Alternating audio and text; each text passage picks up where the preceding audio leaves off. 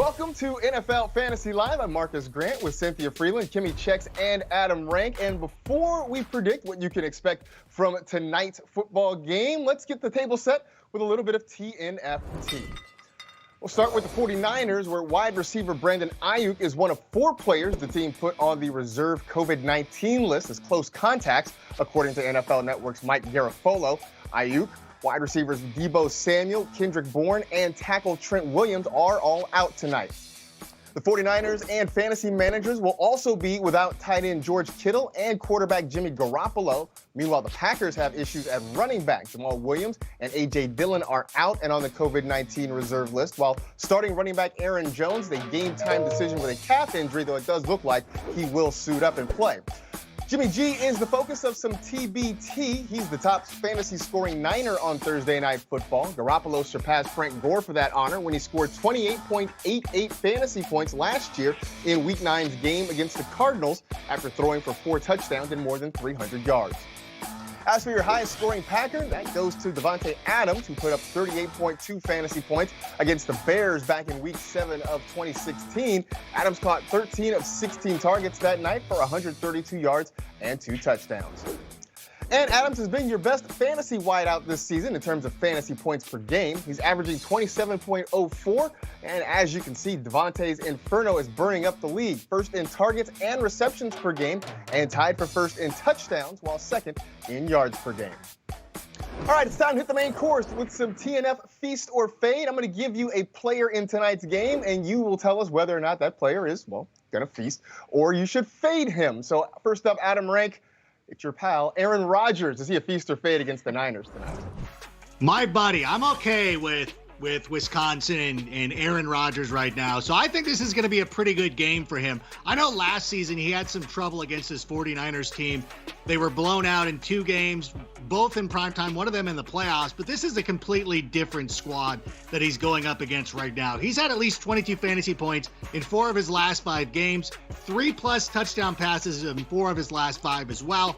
So I think this is a pretty good opportunity, and we know how spiteful he can be. I know you guys think it's a joke and it's some narrative, but when he's got something to prove, he's going to go out and do it, and he's going to do it tonight. Well, the petty party is still going strong for Aaron Rodgers, no doubt. Kimmy, JaMychal Hasty, is he a feast or fade? He's going to be a feast for me. Now, he saw his season high in fantasy points in Week 8 when he played the Seattle Seahawks. He had 12 rushes. That was also a season high, and he also got a share of that end zone with a rushing touchdown. His fantasy points have increased in 3 games straight, and also we've learned the lesson. You want to start every running back against the Green Bay Packers because they have allowed the most fantasy points per game to running backs this season, so I'm feasting on JaMychal Hasty. All right, Cynthia, Davante Adams will be playing just down the road from where he grew up in Palo Alto. Is he a feast or fade?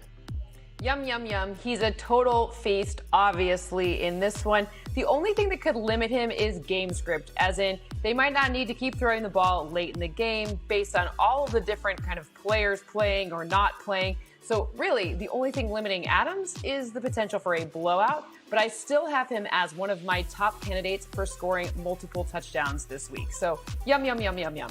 All the feast. All right. All right, Rank, we'll finish up with George Kittle's replacement, Jordan Reed, who will be activated for tonight's game. Does he feast or fade against the Packers? I'm going to say that he's going to feast. I really like this opportunity for him. When he was given a chance to play earlier this season, he looked pretty good. He had at least 6 targets in those games. I know he beat up the Jets pretty well, 24 fantasy points in that contest, and it's the Jets, but still, this is a pretty good opportunity. I look at the 49ers pass catchers right now, looking at the guys who are going to be out on the field, he is probably the best one that they have. So right now, if you're struggling at tight end, I would suggest that you pause the show. Don't stop it, but just pause it. Go pick up Jordan Reed and pick it up. Yeah, perfect. Just like that. Glad that worked out for everybody. Later on in this hour, Cynthia will have the best day ever, where she will put together a winning daily fantasy lineup for you. Meanwhile, we are just a few hours away from kickoff for the Packers at the Niners, 7:30 p.m. Eastern on NFL Network, Fox, and streaming on Prime Video. And don't miss NFL Game Day kickoff coming up right after us at 6 p.m. Eastern. All right, we got some headlines for you in case you missed it. Now, Week 9 should be the return of the #1 overall pick in most fantasy leagues. Christian McCaffrey has been practicing and looking good according to reports. Now, CMC almost played last week, but since it was a Thursday night game, the Panthers decided to play it safe. So now we could see him this week at the Chiefs after missing 6 weeks with an injured ankle. So, Rank, what are you expecting to see from Mr. McCaffrey when he's back? I really do believe that we're going to see the best version of CMC. If they would have rushed him back into that game against the Falcons, I would have had some apprehension. A Thursday night game, quick turnaround, not a full week of practice. But now that he had that extra 10 days, I think he's ready to go. Like, I really think that he was pushing that if last week's game against the Falcons had been on a Sunday, we might have seen him. But now I feel pretty good about it, and I have no hesitation. And honestly, who are you starting over him? Well, you got J.D. McKissick. You're like, I don't know. He's got a good matchup. Of course, we're playing Christian McCaffrey. Of course, he's going to be great. Not a moment too soon for folks who have been waiting for his return. I'm one of those folks. Tell me about it. In Tampa, we're expecting the debut of Antonio Brown as he's reunited with Tom Brady. Brown is eligible to play Sunday against the Saints. It's going to be interesting to see all of these Tampa weapons on the field at the same time and what Bruce Arians might have in store for them. For Cynthia, what do you have projected for Antonio Brown this week?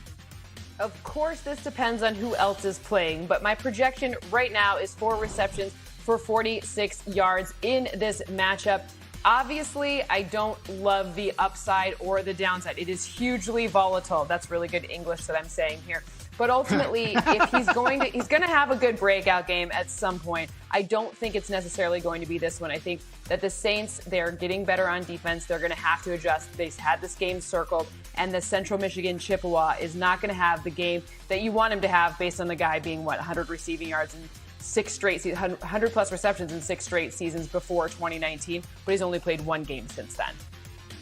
All right, Cynthia, well, you talk about some of those other folks being there. Bucs head coach Bruce Arians says they won't know until Friday whether wideout Chris Godwin can catch a ball with that fractured finger. He's been practicing with it, but fantasy managers will want to see what happens tomorrow after their final practice of the week. So, you can't spell Godwin without go. If he can go, what do you project for him? Well, I think it's a go in your fantasy lineup as well. 5 receptions, 70 yards, and a touchdown. I think they're going to be a little bit more shorter routes. That's not as hard of a velocity ball, so you can have a better chance of catching them. But I think he is their red zone opportunity, their red zone trust guy. So for me, Godwin plays, Godwin's a go. And then if Godwin is playing, then Antonio Brown turns into a no. Get it? Ryan, I like that. Happen. I like that. Got it. Very good. Very well done. All right, Seahawks Chris Carson status for Sunday's game at Buffalo still up in the air. The running back is dealing with a foot injury that forced him to miss last week's game. Didn't practice on Wednesday, so this is not trending in the right direction for fantasy managers. Kimmy, many people have turned to the waiver wire to snatch up rookie DJ Dallas. Would you go like Jeanne and say, hey, Mr. DJ, if you needed to? Ooh, I'd say, hey, Mr. DJ, because with Carlos Hyde and Chris Carson out last week, he played 79% of the team's offensive snaps. And another impressive number of his usage in that game was that he ran the 18 of the team's 20 rushing attempts while also getting involved in the passing game, catching each target for 17 yards and a touchdown. Even if Chris Carson does play, I would still trust using and starting DJ Dallas against the Bills that are averaging almost 24 fantasy points a game to running backs this season. Plus, Dallas has gone out. He's proved his usability and his reliability in that offense, and he should get another shot on Sunday. We go from DJ Dallas to the city of Dallas, where Cowboys running back Ezekiel Elliott was limited in practice today with a hamstring injury. Our Jane Slater says head coach Mike McCarthy doesn't seem too concerned with Zeke, so that's good news for managers hoping to get a heavy dose of touches this week in Pittsburgh. Frank, how do you feel about Zeke's outlook this week? Yeah, is that good news? Wouldn't it be better? We're starting him no matter what, but wouldn't it be better if he just wasn't playing and you're like, okay, I feel better. Like when you've invited somebody somewhere that you didn't really want to go and you're like, all right, but then they cancel and you're like, oh, this is way better. And I know this from experience because that person is usually me, that nobody ever wants me to go. And when I cancel, everybody's delighted. But I have a problem because this Cowboys team, and it's not with Zeke. Zeke is an excellent player. It's the situation that he's in. The offensive line is struggling.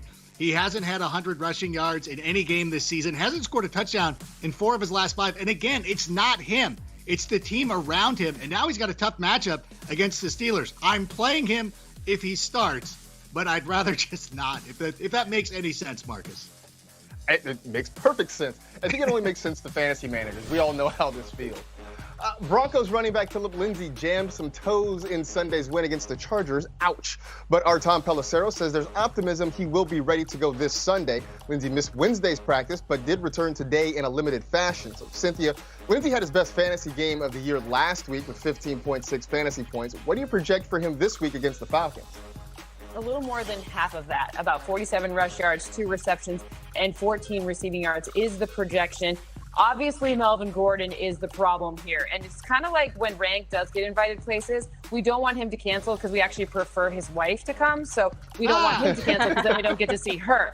So it's kind of like that here. Melvin Gordon is Rank's wife, and Philip Lindsay is Rank in this case. I don't even know what to do with that analogy. I'm just going to move on. That's all on the nose. In the same game, Falcons wideout Calvin Ridley missed practice today with an injured foot. He suffered that last Thursday night. Kimmy, what are your concerns, and how does this affect the other receivers if Ridley can't go?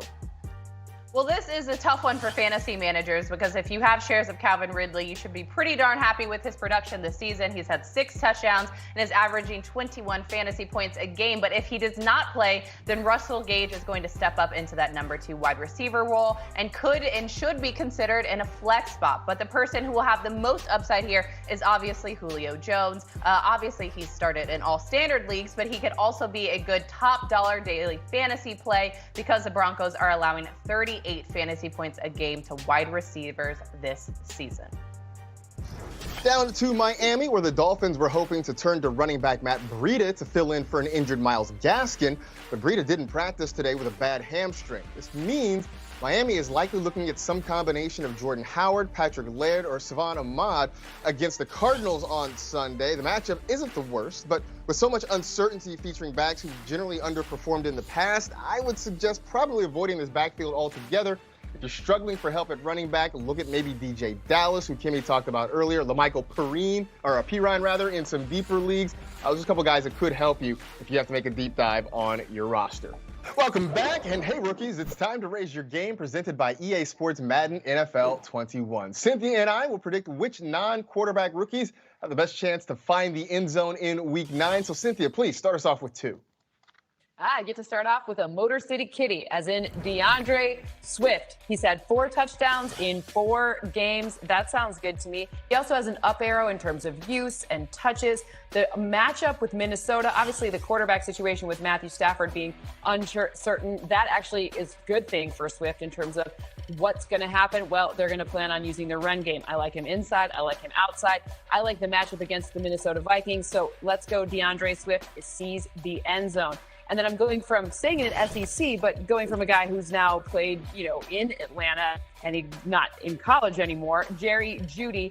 I like the opportunity here for the Broncos to upset the Falcons in Atlanta this Sunday. The target number, he had a season high 10 targets last week against the Chargers. The Chargers defense, a much tougher task than the Falcons defense. So I think Jerry Jeudy also sees the end zone. Do you agree with me?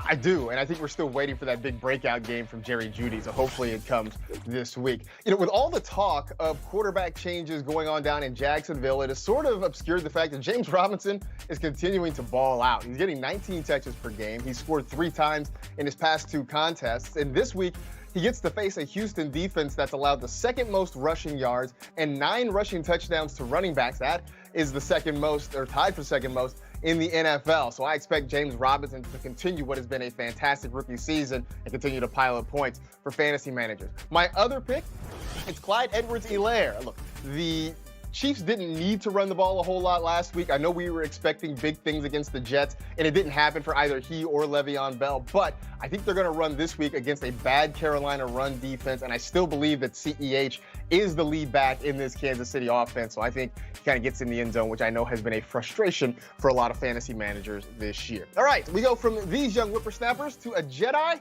and his young Padawan. Russ looks, throws back inside, ball is caught. It's Metcalf who makes 1 man now, 2 men miss. 30, 25, 20, turns upfield. They don't touch him. Touchdown, Seahawks. How in the world did he tiptoe up the sidelines? 2 defenders breaking on him, and nobody touched him, and scores from 46 out. We can do anything. Play fake, looks, throws over the middle, ball is caught. Touchdown, Seahawks. DK Metcalf catches his second touchdown pass of the day. That's a touchdown. Touchdown. And they can't cover big number 14. For the third time this season, Danger Russ was half of the best stack of this week, but this time it was DK Metcalf on the receiving end. But we look forward in this show, and we're going to look ahead to Week 9. Rank and I here to give you our favorite stacks on stacks on stacks. Rankadoodle, kick me off. You know what? I hope you are listening to the thing about Drew Lock, because when we do Fantasy Bites later, I got a hot take, but I'll save it for that show. Instead, I'm going to talk about Lamar Jackson and Mark Andrews this week. I think people are being a little bit too harsh on Lamar Jackson. I think because of where you put your draft capital into him this season, you're a little bit disappointed, and that's not his fault. He's still a solid starting quarterback. He's the QB 10 on this season.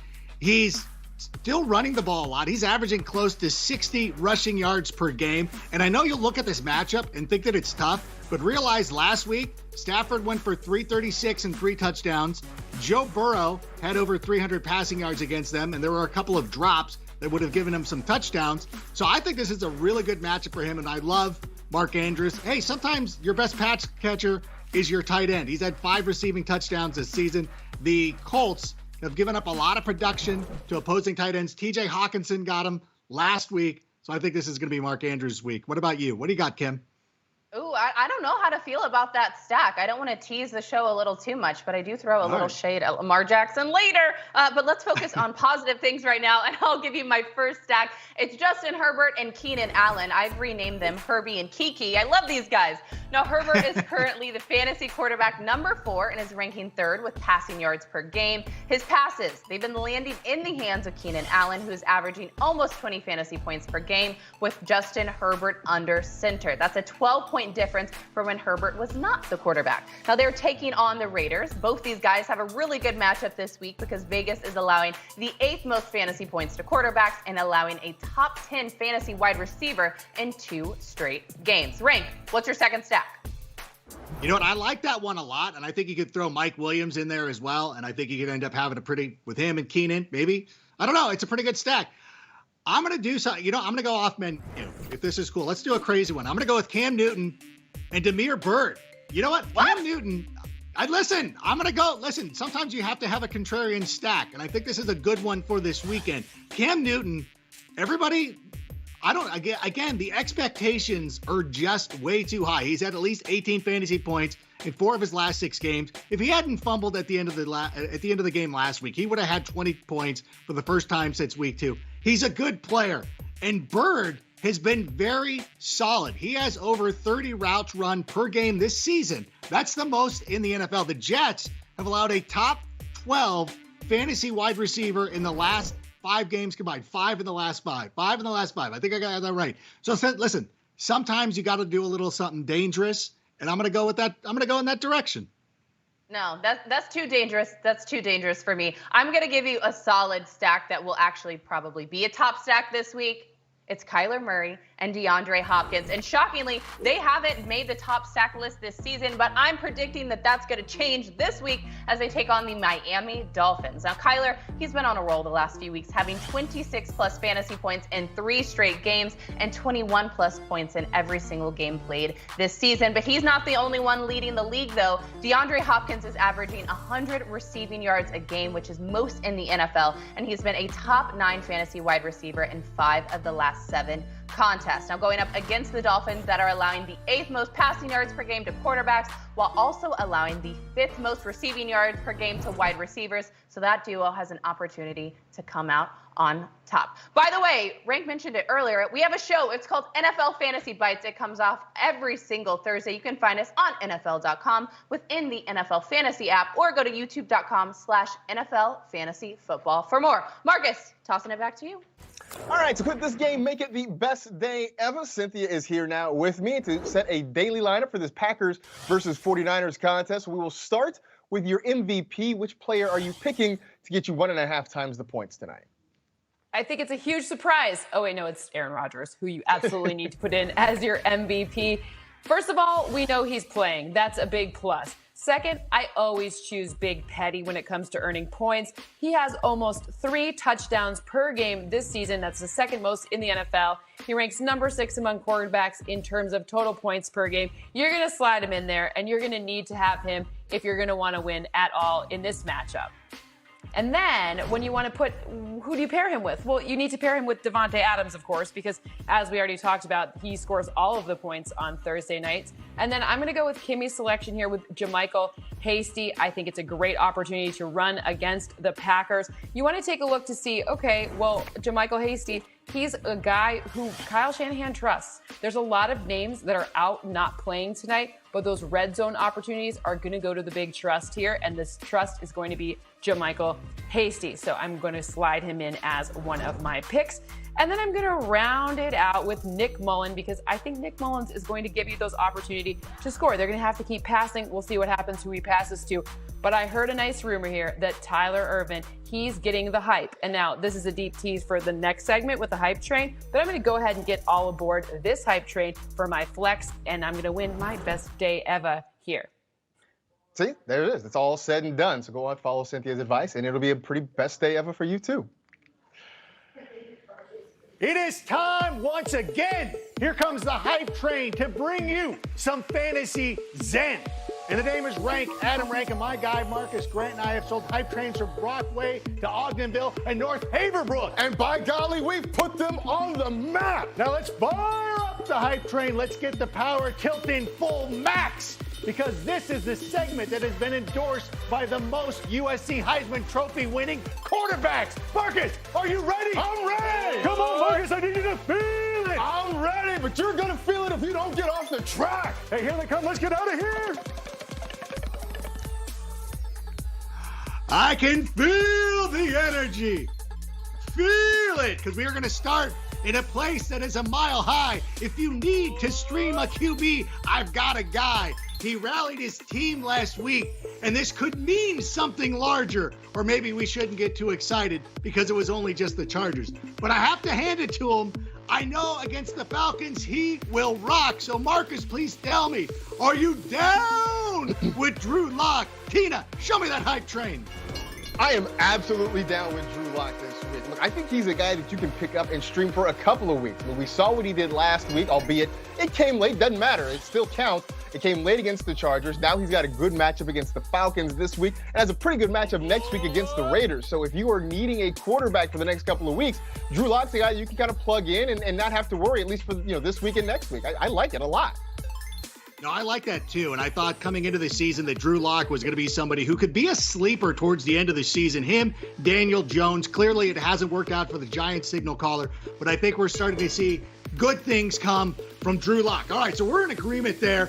Well, let's go to Indianapolis, where the Colts are running wild. Not you, Jonathan Taylor. If you were a salsa flavor, you would be mild.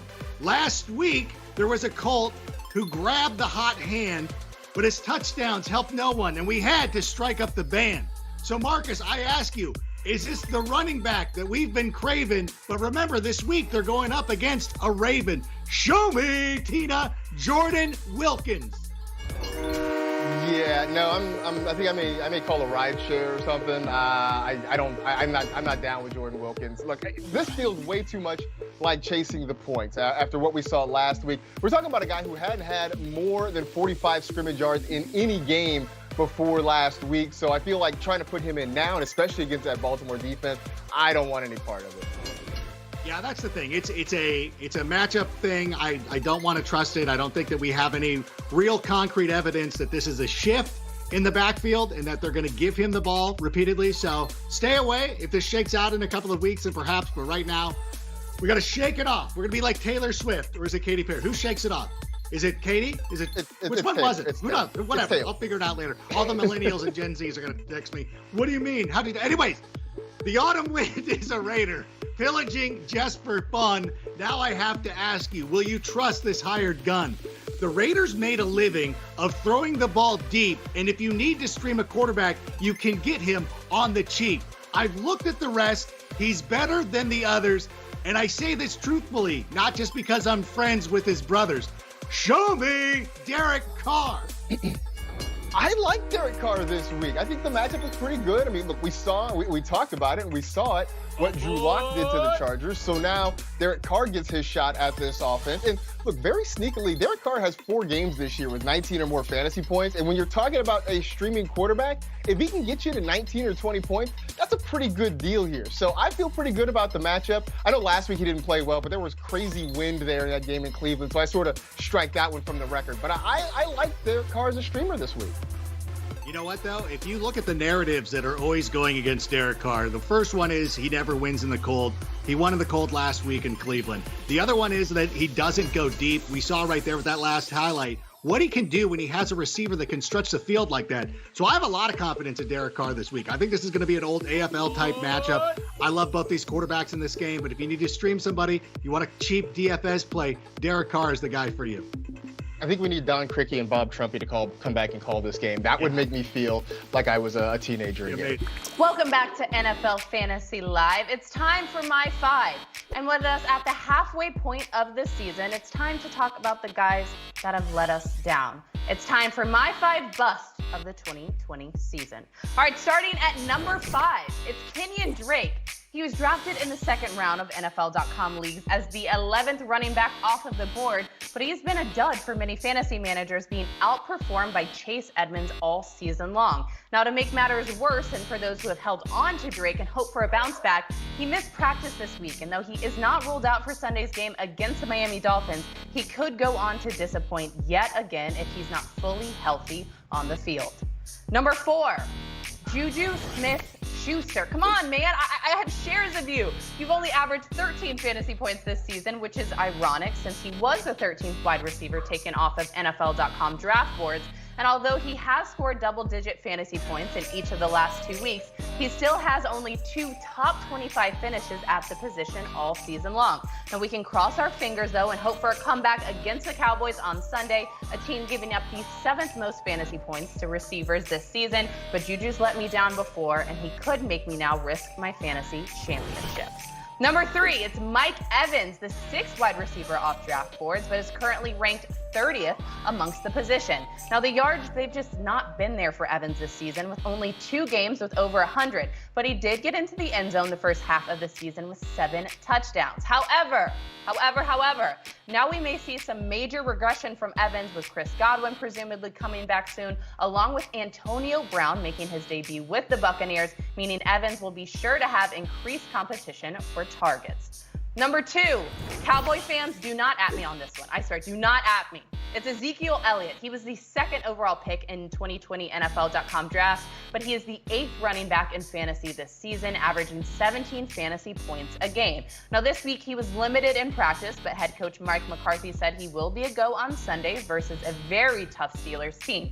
Now, Zeke's production is trending down as a result of a constant uphill battle in Dallas with the injured O-line, a new coaching staff, the huge gap without Dak Prescott, and now this rotation of backup quarterbacks. So it's a tough year for the Cowboys and a tough year for Zeke's draft stock. All right, number 1 spot. And I teased this earlier with Adam Rank. Give me a drum roll, Mossy. Hit me with the drum roll. I want this dramatic. It's Lamar Jackson.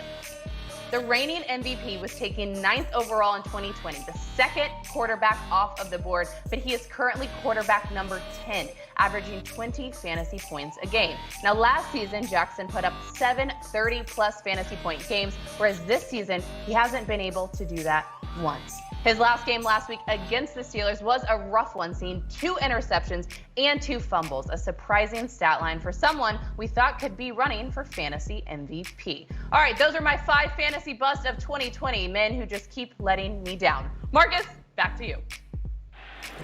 I don't know no better, I'm on this every day. You cannot run with me, boy, I'm a heavyweight. Running right for the end zone, touchdown. How about those 2 a touchdown? Boy, I'm here to stay. Wide open is Taylor. Dobbins will carry. He's got the edge. He's got a touchdown. Perfect pass by Russ. It's a touchdown. Hecked into the end zone. Touchdown. Touchdown, Josh Allen. To McCaffrey, trucking left. He's got a touchdown left pylon. Edwards there glides off a tackle inside the 5. Touchdown. Yep. Still slaps. Some heavyweights going mano-a-mano this week in fantasy as Cynthia brings her knockout punch in Projection Junction. We're going to look at 4 of these head-to-head battles, and you can project them one against the other. So round 1, ding, ding.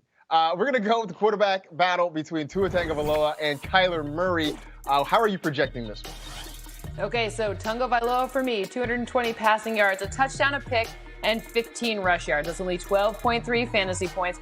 A nice slow roll integration for Tagovailoa into this offense is what the projection is saying. The Cardinals defense, okay, they've had ups, they've had downs. This is a situation where it's all about Tagovailoa's progression in the offense and not necessarily a pick for or against the defense. That's kind of the opposite if when you look to see with Kyler Murray against Miami, because Miami's defense is super stingy, and that stingy defense, kind of surprisingly, that does put a bit of a limit. Now, it is a great projection, 251 pass yards, 2 touchdowns a pick, and 30 rush yards. That's just under 20 fantasy points, though, so just keep that in mind. This one is a pick about Miami's defense, and I do like Kyler to have a potential rushing touchdown, too. Just so you know, that is a great stack, and I'm with Rank on that. However, I just want you to be mindful that that defense is better than sort of advertised. That rushing the touchdown is going to get a lot of folks certainly excited. All right, we got the battle of initials at RB, CMC versus CEH. Who wins this alphabet soup?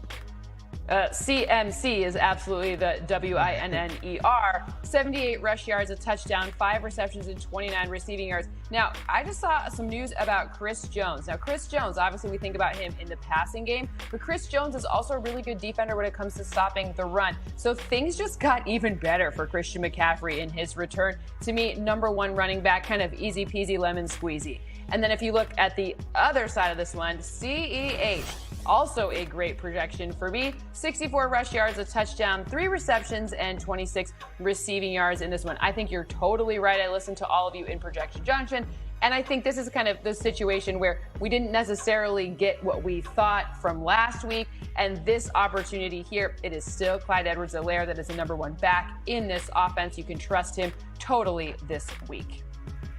All right, we go from one rookie running back to a couple more here in round 3. It's the battle of rookie RBs. JK versus JT, aka J.K. Dobbins versus Jonathan Taylor.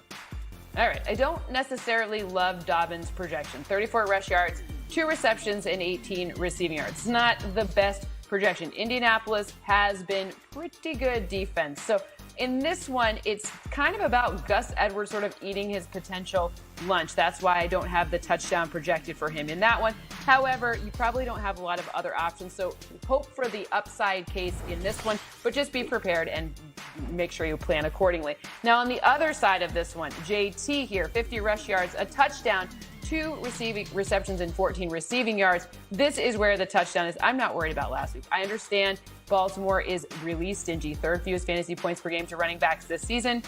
But this one is about the best opportunity for Phillip Rivers in this offense to stay nice and not turnover-y. That's a word. So Jonathan Taylor will get the red zone look in this one. Pretty sure Merriam-Webster has turnover-y in the dictionary. 4th and final round, 2 dynamic quarterbacks squaring off. Dangerous against Josh Allen. Project, please. Oh, so all of these people like to deep pass, and Russell Wilson, 287, 3 touchdowns, and 15 rushing yards. Yeah, that's a pretty darn good projection in this one. I know that Buffalo, we have some, question marks as to what's going on with their defense this season. So really, the bigger question here is who's going to be the recipient of all of these 3 touchdowns? 1 for you, Tyler Lockett, 1 for you, DK Metcalf, and maybe even 1 for you, David Moore. So there we go. That's how that one works. And on the other side, the other deep passer, Josh Allen. They both deep pass in different ways, but you know what? Still the same net result. 262 passing yards, 2 touchdowns, and 27 rush yards. Oh, a great projection again in this one. I think we see some touchdowns to Stephon Diggs in this matchup, and then maybe even Cole Beasley. Seattle obviously has been super generous to opposing quarterbacks, so it's a great projection for both quarterbacks in this matchup. All right, we know that you have all the answers to all your tough questions, but we know that when you send us these Twitter questions that you were just asking for a friend. All right, we'll start with some questions that we did get from the interwebs. We'll start with you, Adam Rank. This one coming from Annika asking, Cole Beasley or Mecole Hardman in a flex position in a PPR league? This is a tough one, but I'm going to go with Cole Beasley in this situation. That even though Josh Allen has struggled in recent weeks, Beasley has still scored at least 11 fantasy points in 6 out of his last 7 games. We already know the Seahawks have struggled. They've allowed the most fantasy points per game to wide receivers this season. So Cole Beasley is the best option here. All right, this one is for you, Kimmy, from Alejandro. Mike Williams or Adam Thielen? Ooh, I know Rank and I were kind of hyping up Mike Williams earlier with that stack of Justin Herbert and Keenan Allen, but I'm going to rock with Thielen on this one because he just gives us the consistency needed to start him as a low wide receiver 1 this week. The consistency's been there. The targets have been there as well.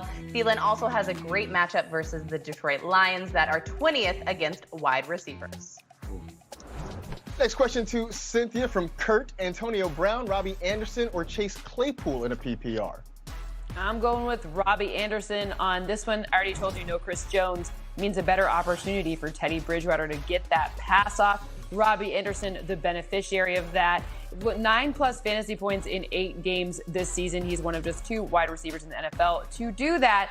86 receiving yards per game. That's his average. That's 8th amongst wide receivers. I think this is a great opportunity again for him in this week. All right, this is one coming from Instagram. Should I trade Amari Cooper for Leonard Fournette if I need help at running back? And Jake, I will say yes, absolutely. Look, neither one of these guys, I think, are going to be super consistent and give you weekly blow-up games, I should say. But I think for Fournette right now, he has a much more consistent role in the offense. With Amari Cooper, we've talked about the quarterback situation, the offensive line situation. That's going to make him extremely volatile.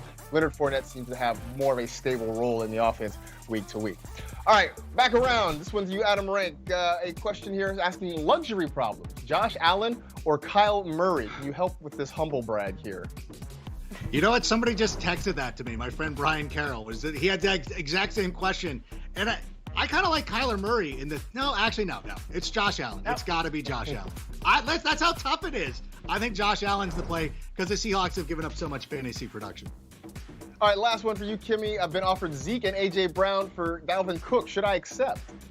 No. Have you not been seeing what Dalvin Cook has been doing? He is a league winner. Plus, I talked about Zeke earlier, not a hot situation. And the Titans have a really tough schedule the latter half of the season. So keep Dalvin Cook. Time now for Call Me Crazy, but our Week 9 predictions that might leave some folks scratching their heads. Adam Rank, let's get crazy. Call me crazy, but Jake Luton will have at least 3 touchdown passes against the Houston Texans this week. The Texans have allowed 4 touchdown passes in 2 straight games. And I'm not saying this because I want you to go out and start him. You're not starting him over Aaron Rodgers or anything crazy like that. But I just want you to feel comfortable starting DJ Chark this week. The Jags are going to have a lot of production on the offensive side of the football. All right, well, you know who else is going to have a lot of production? It's going to be Drew Lock, Jerry Jeudy, and Noah Fant. They are going to outscore Matt Ryan, Julio Jones, and I put Russell Gage in there because I'm not sure about Calvin Ridley. But even if it was Calvin Ridley, I still have Drew Lock, Jerry Jeudy, and Noah Fant outperforming them. You can call me crazy all you want, but targeting them against that Falcons defense is a good option. You're not crazy at all. That's amazing. But guys, call me crazy because it's finally going to be Tua time, and he is going to finish as a top 7 fantasy quarterback. I know last week a little bit disappointing, but that's not necessarily his fault. That's because the Dolphins had a defensive touchdown and a punt return for a touchdown in week 8. Tua time. It's on you. All right, call me crazy, but Le'Veon Bell's going to have a 20-yard run. I know that doesn't sound crazy, but he hasn't had one since Christmas Day of 2017. I said earlier the Chiefs seem likely to run the football more against this Panthers run defense. So I'm not saying that Le'Veon Bell is going to have some bonkers game, but I think he is going to break a big play at least some point in the contest.